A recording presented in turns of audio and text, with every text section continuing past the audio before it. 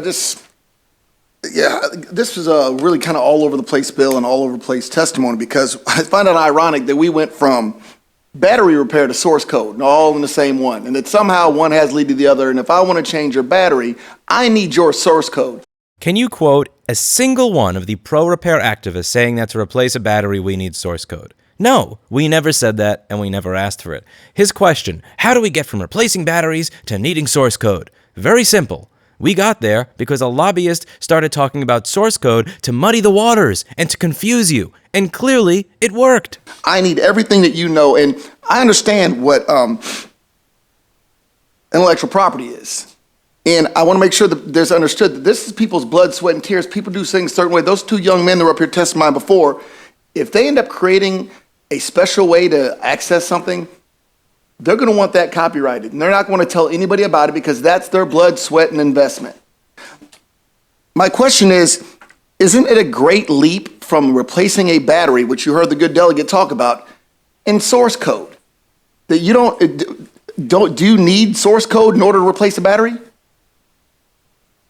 Well, let me, I appreciate your question, Delegate. So let's try to separate this out for a moment.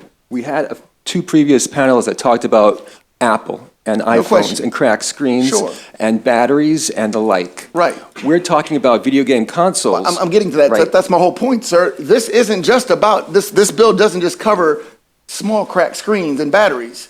It's talking about schematics. Yes. It's talking about you tell me exactly how everything that you've done and sweated over for the last 20 years works so I can do it myself. Correct? That is what the repair people say. When did I say that? When did I say that? Schematic. Not every single little thing about how the thing works and so that you could create it yourself. No.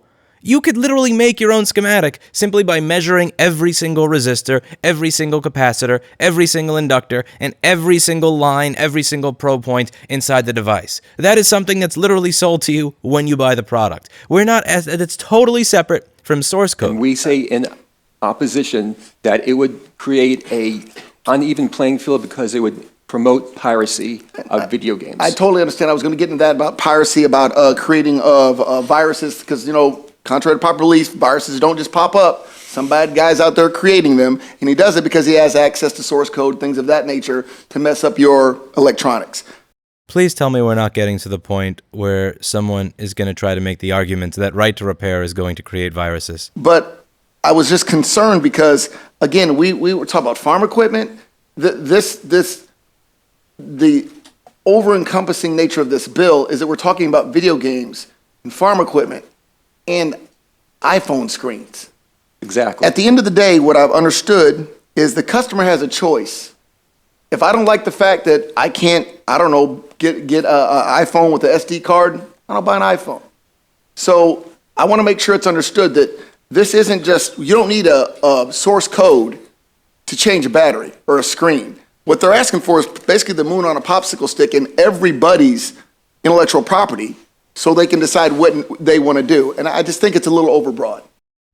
I completely agree with the concept that if you don't like what Apple does when it comes to repair, that you have the choice to not buy Apple. I agree with the concept of not giving money to companies that you don't like or that are taking part in practices that you don't like. Great, don't buy it. But then he also kind of contradicts himself there when he says, I don't know how this got so broad to applying to cell phones and batteries to farm equipment. Because it's not just a problem with Apple, and that's what we've been bringing up for a very long time. This is not even about the general cell phone and laptop and consumer electronics industry. This affects the medical industry, as you can see from a video I did in 2018, whereby I interviewed some people who work fixing devices in the medical industry. This affects farm equipment. This affects everybody, because it's not just one company. We're getting to a point where you don't really have that option to just not buy from the company that does things that you don't like, unless you simply want to go back 20 or 30 or 40 years technology-wise and just not use any of this stuff. Show me a modern popular cell phone manufacturer that if an independent repair center says, hey, can we buy a schematic? We'll just sell you a schematic.